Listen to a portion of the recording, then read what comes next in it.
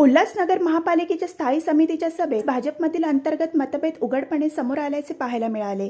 Sweeping मशीनच्या operating आणि देखभाल दुरुस्तीचा ठराव मंजुरीसाठी आला असताना भाजप नगरसेवकांनी या प्रस्तावाला कडाडून विरोध केला.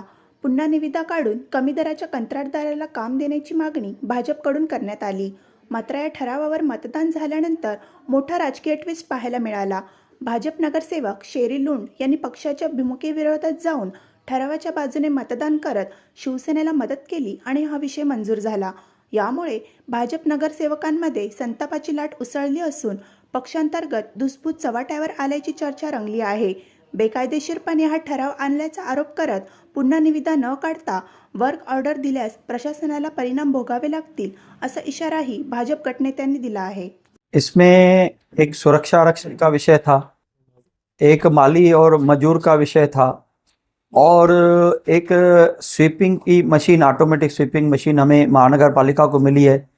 ऐसे टोटल 4 विषय थे. वो चारों विषय के टेंडर पहले से ही मंजूर हो चुके हैं और इसमें एडिशनल काम उनको 522 के तहत दिए जा रहे हैं और उनकी मंजूरी के लिए उन्होंने स्थायी समिति के सामने रखा था.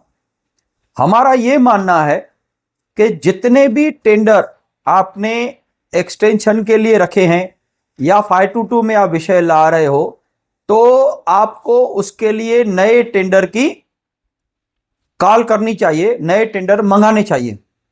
तो हमने 3 आइटम डिफर कर दिए. उसमें गोशवारा अपूर्ण है और भी कुछ त्रुटियां थी, इसकी हमने उनको नोंद करवाई और एडिशनल कमिश्नर जी बैठे थे वहाँ पे. उन्होंने कहा कि हम इसको सुधारना करके लाएंगे.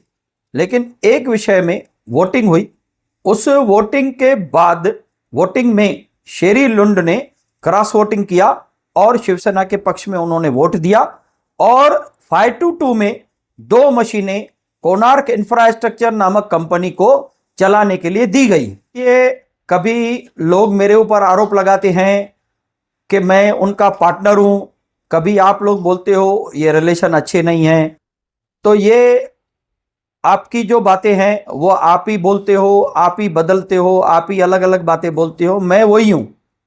जो हमारा कहना है कि आप टेंडर निकालिए, टेंडर में जो लोएस्ट कंपनी आएगी उसको काम मिलना चाहिए. आप बिगर टेंडर दिए 2024 में उनको टेंडर मिला है, आप 2026 में गाड़ियां मंगा रहे हो और उनको 2026 में वो गाड़ियां मेंटेनेंस के लिए और चलाने के लिए दे रहे हो, तो ये ठीक नहीं है. ये 522 का ही एक रूपांतर है. ये 522 ही है, बिल्कुल गैर कानूनी है. ये विषय पूरी तरह गैर कानूनी है. 3 विषय को उन्होंने डिफर ले लिया, वापस ले लिया कि हम फिर से लाएंगे सुधारना करके, और एक विषय को उन्होंने वोटिंग की और वोटिंग करके उन्होंने पास करवा लिया. लेकिन इसका मतलब ये नहीं है, मैं प्रशासन को कहूंगा अगर आप बिगर टेंडर के 522 में वर्क ऑर्डर दोगे तो उसका खामियाजा आपको ही भुगतना पड़ेगा. जैसे सेंचुरी के मैटर में मैंने एक्सपोज किया है, 35 करोड़ का मैंने घपला एक्सपोज किया है, इसमें भी मैं घपला एक्सपोज करूंगा और प्रूव करके रहूंगा. वो तो पार्टी डिसीजन लेगी.